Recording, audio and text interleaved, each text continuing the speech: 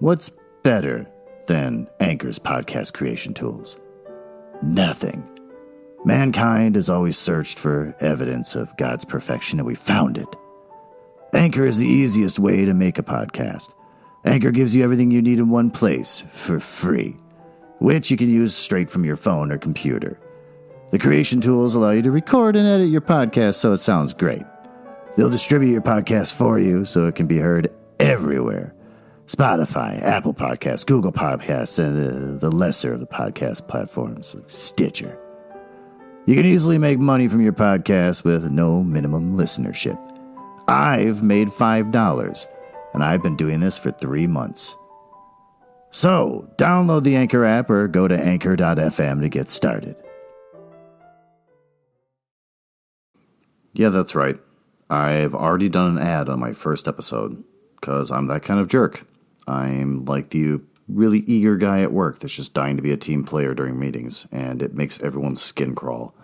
I'm that guy, and I don't care. And so you're probably going to hear another one in the middle of the episode, because if anyone were to actually download this, I apparently get paid like $1 or something, and I think that's worth fighting for. Also, there may or may not be inappropriate content for kids or really sensitive adults.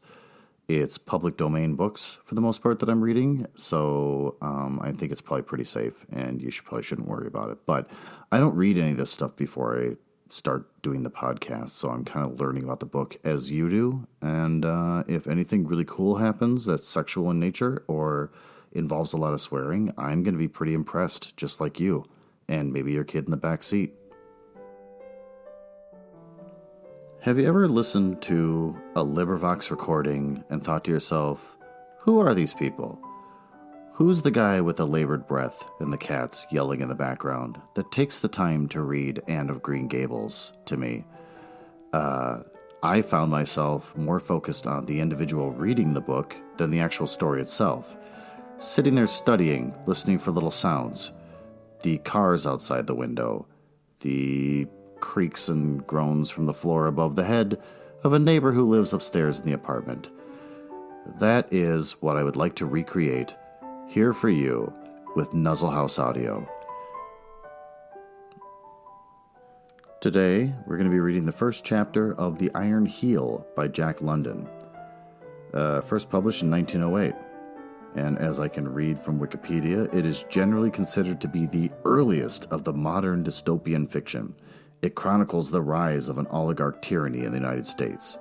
In The Iron Heel, Jack London's socialist views are explicitly on display. A forerunner of soft science fiction novels and stories of the 1960s and 70s.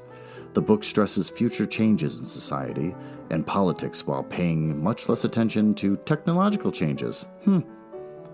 The book is unusual among London's writings, and in the literature of the time in general, in being a first-person narrative of a woman protagonist written by a man. Much of the narrative is set in the San Francisco Bay Area, including events in San Francisco and Sonoma County. Let's learn a little bit about Jack London himself. He was born in 1876, and he died in 1916. He led a wild and colorful life. This is in the beginning of the book, so I'm not just saying this. As a youth, he left school at 14 and worked in a cannery as an oyster pirate and as a member of the Fish Patrol in San Francisco Bay. This is already glorious. He traveled throughout the country, joined the gold rush to the Klondike in 1897, sailed to the Caribbean, studied London's East End slums. He studied them, like just stood around looking at poor people, and reported on the Russo-Japanese War for the Hearst Papers, a quality paper. He read voraciously and always dreamt of being a writer. His short stories of the Yukon were published in magazines and in a collection, The Son of the Wolf, in 1900, bringing him fame. Thereafter, he published an enormous number... Oh, you probably just heard my cat. I have a cat at the top of the stairs behind the door that's just yelling at me. He published an enormous number of stories and many novels, including The Call of the Wild, White Fang, and Martin Eden? Is it Martian? It's got to be Martin. Martian? Wow, I am feeling pretty ignorant that I don't know how to pronounce Martin or Martian. Now I probably have to look that up. But otherwise, 2 animal-based books and 1 other random one. So there you go. That is the background on the author himself. Let's dive in. Chapter 1. My Eagle. The soft summer wind stirs the redwoods, and the wild water ripples sweet cadences over its mossy stones. There are butterflies in the sunshine, and from everywhere arises the drowsy hum of bees. It is so quiet and peaceful, and I sit here and ponder, am I restless? Is it the quiet that makes me restless? It seems unreal.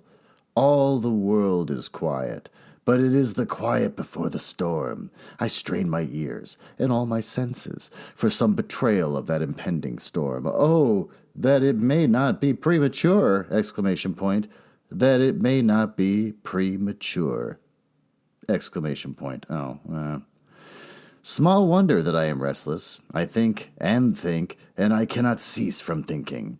I have been in the thick of life so long that I am opposed by the peace and quiet, and I cannot forbear from dwelling upon that mad maelstrom of death and destruction, so soon to bust forth. Do you hear the airplane? I do. In my ears are the cries of the stricken, and I can see, as I have seen in the past, all the marring and mangling of the sweet, beautiful flesh, and the souls torn with violence from the proud bodies and hurled to God. Thus do we poor humans attain our ends, striving through carnage and destruction to bring lasting peace and happiness upon the earth. And then I am lonely. When I do not think of what is to come, I think of what has been and is no more. My eagle, beating with tireless wings the void, soaring toward what was ever his sun, the flaming ideal of human freedom. I cannot sit idly by and wait for the great event that is his making, though he is not here to see. He devoted all the years of his manhood to it, and for it he gave his life. It is his handiwork. He made it. And so it is, in this anxious time of waiting, that I shall write of my husband. There is much light that I alone of all persons living can throw upon his character, and so noble a character cannot be blazoned forth too brightly. His was a great soul, and when my love grows unselfish, my chiefest regret is that he is not here to witness tomorrow's dawn. We cannot fail. He is built too stoutly and too surely for that. Woe to the iron heel! Soon shall it be thrust back from off prostrate humanity. When the word goes forth, the labor hosts all of the world shall rise. There has been nothing like it in the history of the world. The solidarity of labor is assured, and for the first time will be an international revolution wide as the world is wide. That was weirdly constructed. You see, I am full of what is impending. I have lived it day and night utterly, and for so long that it is ever present in my mind. For that matter, I cannot think of my husband without thinking of it. He was the soul of it, and how can I possibly separate the two in thought? ? As I have said, there is much light that I alone can throw upon his character. It is well known that he toiled hard for liberty and suffered sore. How hard he toiled and how greatly he suffered, I well know. For I have been with him during these 20 anxious years, and I know his patience, his untiring effort, his infinite devotion to the cause for which, only 2 months gone, he laid down his life. I shall try to write simply, and tell here how Ernest Everhard? Ooh. Oh, boy. Okay, that's just sounds naughty right there, and I'm trying to be like a PG podcast.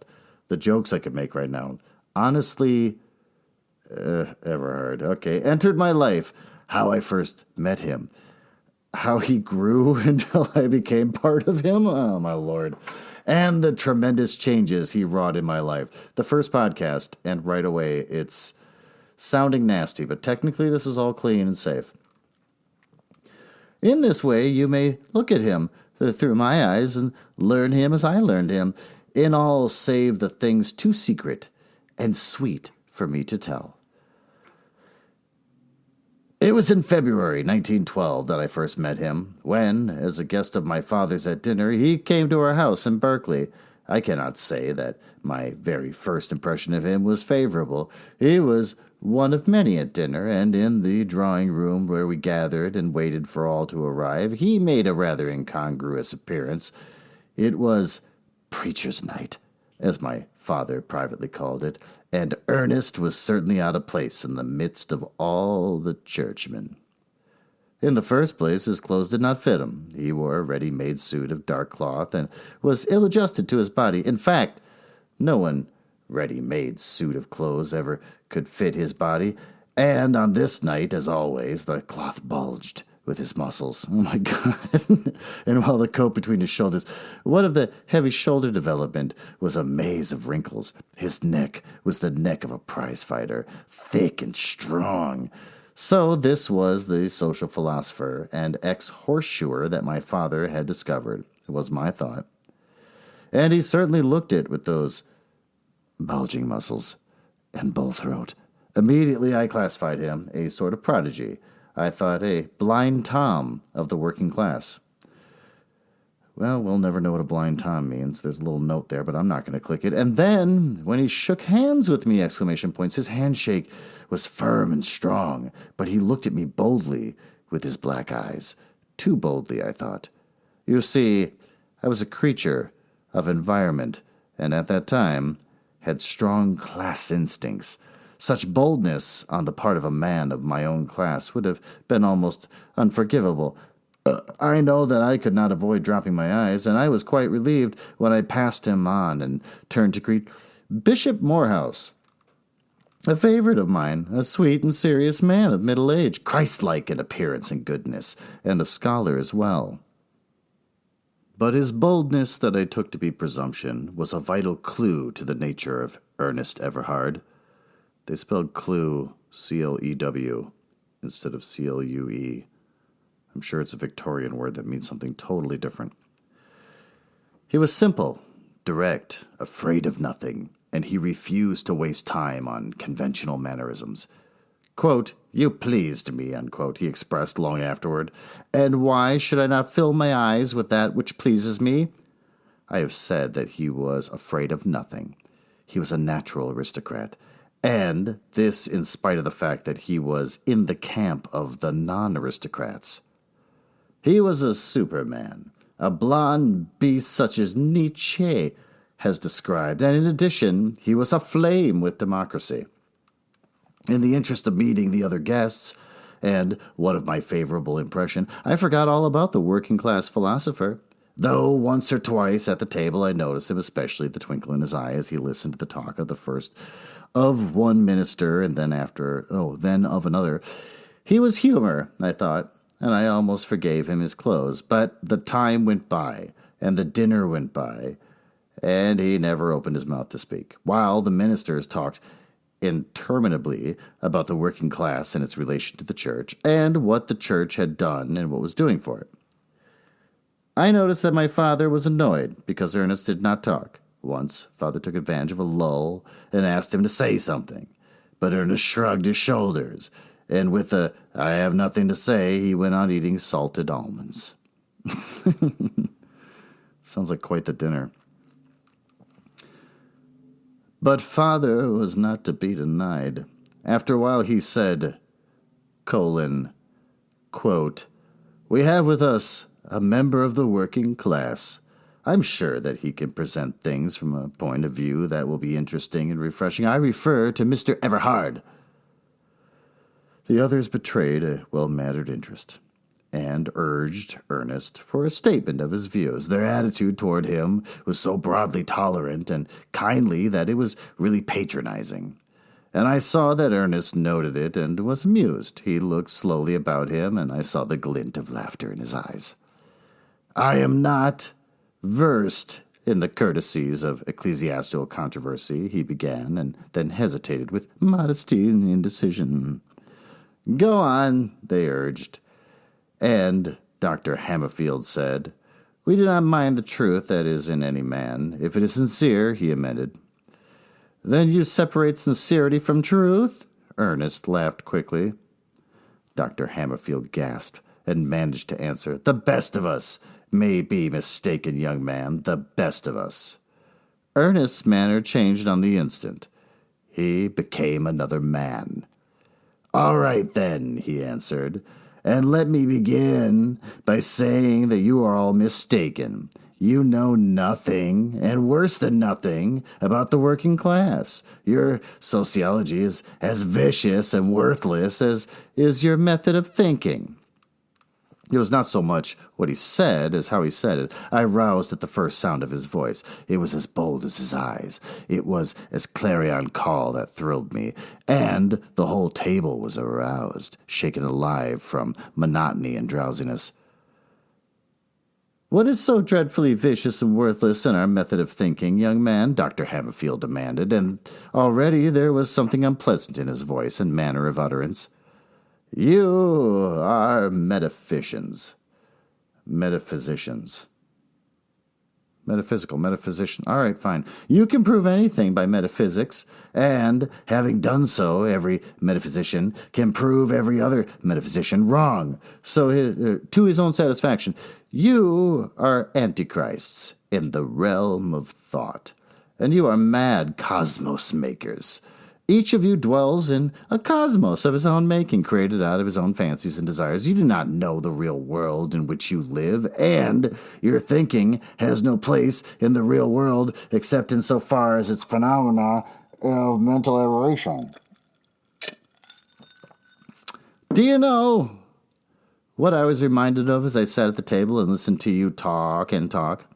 You reminded me for all the world of scholastics of the Middle Ages who gravely and learnedly debated the absorbing question about how many angels could dance on the point of a needle. Why, my dear sirs, you are as remote from the intellectual life of the 20th century as an Indian medicine man making incantation in the primeval forest 10,000 years ago. As Ernest talked, he seemed in a fine passion. His face glowed. His eyes snapped and flashed. And his chin and jaw were eloquent with a grievousness, but it was only a way he had. It always aroused people. His smashing, sledgehammer manner of attack invariably made them forget themselves. And they were forgetting themselves now. Bishop Morehouse was leaning forward and listening intently. Exasperation and anger were flushing in the face of Dr. Hammerfield. And others were exasperated too, and some were smiling in an amused and superior way. As for myself, I found it most enjoyable. I glanced at Father, and I was afraid he was going to giggle at the effect of this human bombshell had been guilty of launching amongst us. Your terms are rather vague, Dr. Hammerfield interrupted. Just precisely, what do you mean when you call us metaphysicians? I call you metaphysicians because you reason metaphysically, Ernest went on. Your method of reasoning is the opposite to that of science. There is no validity to your conclusions. You can prove everything and nothing, and no two of you can agree upon anything. Each of you goes into his own consciousness to explain himself and the universe. As well may you lift yourselves by your own bootstraps as to explain consciousness by consciousness. I do not understand, Bishop Morehouse said. It seems to me that all the things of the mind are metaphysical, that most exact and convincing of all scientists, mathematics, is sheerly metaphysical. Each and every thought process of the scientific reasoner is metaphysical. Surely you agree with me? As you say, you do not understand, Ernest replied. Ernest is just really going crazy right now, man. He's indestructible. The metaphysician reasons deductively out of his own subjectivity. The scientist reasons inductively from the facts of experience. The metaphysician reasons from theory to facts. The scientist reasons from facts to theory. The metaphysician explains the universe by himself. The scientist explains himself by the universe. Thank God we are not scientists, Dr. Hammerfield murmured complacently. What are you, then? Ernest demanded. Philosophers. There you go, Ernest laughed. You have left the real and solid earth and are up in the air with a word for a flying machine. And pray come down to earth and tell me precisely, what do you mean by philosophy? Philosophy is... Oh, quote, parenthesis, Dr. Hammerfield paused and cleared his throat, end parenthesis, then a big old dash, and then another quote, which wasn't closed off, something that cannot be defined comprehensively, except to such minds and temperaments that are philosophical. The narrow scientist with his nose in a test tube cannot understand philosophy. Ernest ignored the thrust. Again, it's just begging for me to make jokes that I can't make on a family-friendly podcast. It was always his way to turn the point back upon an opponent. And he did it now, with a beaming brotherliness of face and utterance. Then you will undoubtedly understand the definition I shall now make of philosophy. But before I make it, I shall challenge you to point out error in it, or to remain a silent metaphysician. Jeez. Philosophy is merely the weirdest science of all. Its reasoning method is the same as that of any other particular science and of all peculiar sciences. And by the same method of reasoning, the inductive method, philosophy fuses all particular sciences into one great science. As Spencer says, the data of any particular science are particularly unified knowledge. If philosophy unifies the knowledge that is contributed by all the sciences, philosophy is the science of science, the master of science, if you please. How do you like my definition? Very credible. Very credible, Dr. Hammerfield muttered lamely, but Ernest was merciless.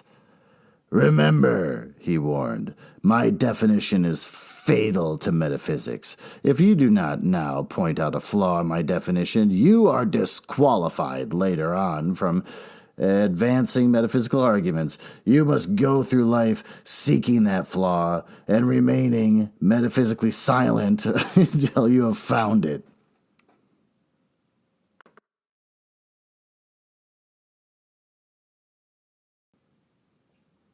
Ernest waited. The silence was painful. Dr. Hammerfield was pained. He was also puzzled. Ernest's sledgehammer attack disconcerted him. He was not used to the simple and direct method of controversy. He looked appealingly around the table, but no one answered for him. I caught Father grinning into his napkin. There is another way of disqualifying the metaphysicians, Ernest said, when he had rendered Dr. Hammerfield's discomfiture complete. Judge them by their works. What have they done for mankind beyond the spinning of airy fancies and the mistaking of their own shadows for gods? They have added to the gaiety of mankind, I grant. But what tangible good... Oh, I just got an alert from next door. Someone has a problem with someone breaking into their garage. That's the neighborhood I just moved into. I bought a house, and I set up my basement to have a little space just for podcasting, and I'm getting alerts talking about how people are getting their homes broken into. This is fantastic. All on my podcast. They have added to the gaiety of mankind, I grant, but what tangible good have they wrought for mankind? They philosophized, if you will pardon my misuse of the word, about the heart as the seat of the emotions, while the scientists were formulating the circulation of the blood. They declaimed about famine and pestilence as being scourges of God, while the scientists were building granaries and draining cities. They builded gods in their own shapes and out of their own desires, while the scientists were building roads and bridges.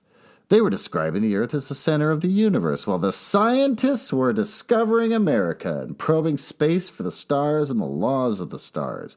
In short, metaphysicians have done nothing, absolutely nothing for mankind. Step by step, before the advance of science, they have been driven back. As fast as the ascertained facts of science have overthrown their subjective explanations of things, they have made new subjective explanations of things, including explanations of the latest ascertained facts. And this, I doubt not, will go on doing to the end of time. Gentlemen, a metaphysician is a medicine man. The difference between you and the Eskimo is who makes a fur-clad, blubber-eating god merely a difference of several thousand years of ascertained facts. That is all. Ooh.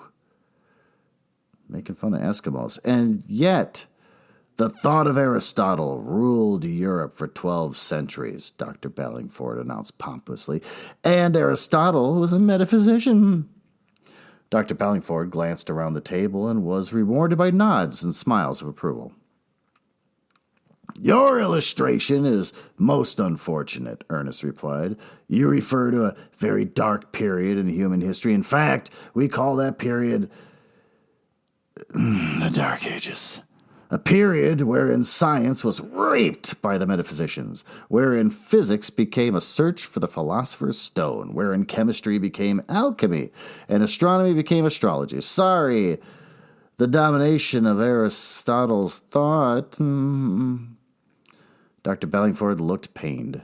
Then he brightened up and said, Granted, this horrible picture you have drawn, yet you must confess that metaphysics was inherently potent insofar as it drew humanity out of its dark period and on into the illumination of the... Oh, that's a spider. Just sitting right there. Okay, that's disturbing. Jesus criminy. Illumination of the succeeding centuries. Metaphysics had nothing to do with it, Ernest retorted. What? Dr. Hammerfield cried. It was not the thinking and the speculation that led to the voyages of discovery. Ah, my dear sir, Ernest smiled. I thought you were disqualified. You have not yet picked out the flaw in my definition of philosophy. You are now on an unsubstantial basis. But it is the way of the metaphysicians, and I forgive you. No, I repeat, metaphysicians had nothing to do with it. Bread and butter, silks and jewels, dollars and cents, and, incidentally, the closing up of the overland trade routes to India were the things that caused the voyages of discovery. With the fall of Constantinople in 1453, the Turks blocked the way of the caravans to India. The traders of Europe had to find another route. There was the original cause for the voyages of discovery. Columbus sailed to find a new route to the Indies. It is so stated in all the history books, incidentally. New facts were learned about the nature, size, and form of the earth. And polemic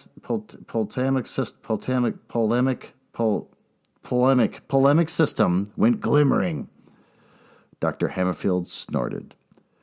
You do not agree with me? Ernest queried. Then wherein am I wrong? I can only reaffirm my position, Dr. Hammerfield retorted tartly. It is too long a story to enter into now. No story is too long for the scientist, Ernest said sweetly. Oh, I didn't read that right. It was supposed to be sweetly. That is why the scientist gets to places. That is why he got to America. I shall not describe the whole evening, though it is a joy to me to recall every moment, every detail of those first hours of my coming to know Ernest Everhard. Battle Royale raged, and the ministers grew red-faced and excited, especially at the moments when Ernest called them romantic philosophers, shadow projectors. Oh, projectors. It's broken up weird. It's shadow-project-ors. So, all right, I screwed that one up fine. And similar things. And always he checked them back for facts. The facts. Oh, the fact, man. The irrefutable fact, he would proclaim triumphantly when he had brought one of them a cropper. He bristled with facts. He tripped them up with facts. Ambushed. Nope. Ambus dash. The next line is CADED. Ambuscaded them with facts. Wow, they're just really breaking this up in a way that's impossible to read out loud. Bombarded them with broadsides of facts. You seem to worship at the shrine of fact. Dr. Hammerfield taunted him. There is no God but fact. And Mr. Everhard is its prophet, Dr. Ballingford paraphrased. Ernest smiled, acquiesced. I'm like the man from Texas, he said. And, on being solicited, he explained, you see, the man from Missouri always says, you gotta show me. But the man from Texas says, you gotta put it in my hand. There's some good down-home stuff right here, from which it is apparent that he is no metaphysician. Another time, when Ernest had just said that the metaphysical philosophers could never stand the test of truth, Dr. Hammerfield suddenly demanded, what is the test of truth, young man? Will you kindly explain what has so long puzzled wiser heads than yours? Certainly, Ernest answered, because he's got all the answers. His cocksuredness. Again, family-friendly, but cocksuredness just excites me in ways that I can't describe. Well, his cocksuredness irritated them. The wise heads have puzzled so sorely over truth because they went up to the air after it. Had they remained on solid earth, they would have found it easily enough. They would have found that they themselves were precisely testing truth with every practical act and thought of their lives. The test. The test, Dr. Hammerfield repeated impatiently. Never mind the preamble. Give us that which we have sought for so long, the test of truth. Give it to us, as we will be as gods. There was an impolite and sneering skepticism in his words and manner that secretly pleased most of them at the table, though it seemed to bother Bishop Morehouse. Dr. Jordan has stated it very clearly, Ernest said. His test of truth is, will it work? Will you trust your life to it? Pish! Dr. Hammerfield sneered. You have not taken Bishop Berkeley into account. He has never been answered. The noblest metaphysician of them all. Metaphysician. I'm just screwing this whole thing up now. I've never heard the metaphysician. There, I can say it out loud. Ernest laughed. But your example is unfortunate. As Berkeley himself attested, his metaphysics didn't work. Dr. Hammerfield was angry, righteously angry. It was as though he had caught Ernest in a theft or a lie. Young man, he trumpeted, that statement is on par with all you have uttered tonight. It is a base and unwarranted assumption. I am quite crushed, Ernest murmured meekly, only I do not know what it would hit me. You'll have to put it in my hand, Doctor. Oh, I see he's doing the whole Southern thing again. I will, Dr. Hammerfield spluttered. How do you know? You do not know that Bishop Berkeley attested that his metaphysics did not work. You have no proof, young man. They have always worked. I take it as proof that Dr. Berkeley's metaphysicians did not work. Metaphysics. I'm really screwing this up. For some reason, everything involving the word metaphysics or metaphysicians is completely throwing me off, and I don't know why. Ernest paused calmly for a moment. I'm doing the pause right now. Because Berkeley made an invariable practice of going through doors instead of walls. Because he trusted his life to a solid bread and butter and roast beef, because he shaved himself with a razor that worked when it removed the hair from his face. But those are actual things, Dr. Hammerfield cried. Metaphysics, I'm not screwing that up, is of the mind. And they work in the mind? Ernest queried softly. The others nodded. And then a multitude of angels can dance on the point of a needle. In the mind, Ernest went on reflectively, and a blubber-eating, fur-clad god can exist and work in the mind, and there are no proofs to the contrary. In the mind. I suppose, Doctor, you live in the mind? My mind is a kingdom, was the answer. The other way of saying that you live up in the air, but you come back to Earth at mealtime, I am sure, and when an earthquake happens along. Or tell me, Doctor, do you have no apprehension in an earthquake that is incorporeal body that yours that will be hit by a miracle brick. Instantly, and quite unconsciously, Dr. Hammerfield's hand shot up to his head, where a scar disappeared under the hair. It happened that Ernest had blundered on an opposite illustration. Dr. Hammerfield had been nearly killed in the Great Earthquake by a falling chimney. Oh, the Great Earthquake has got a number next to it that I will not click to... All right, fine, I'll click it. We'll find out what the Great Earthquake is. The Great Earthquake of 1906 AD that destroyed San Francisco. Okay, so how do I go back? Oh, come on, I can't go back? I'm using a Kindle right now on my iPad. So now I'm trapped in the appendix. Oh! All right, you got to give me a second. I'm going to figure this out. Okay, there. Remind me to never look up any kind of reference in a Kindle because you just can't get back. All right, so we found about the Great Earthquake by a falling chimney. Everybody broke out into roars of laughter. Well, Ernest asked when the merriment had subsided. Proofs to the contrary? And in the silence, he asked again. Well, he said, still well, but not so well. That argument of yours. Dr. Hammerfield was temporarily crushed, and the battle raged on in new directions.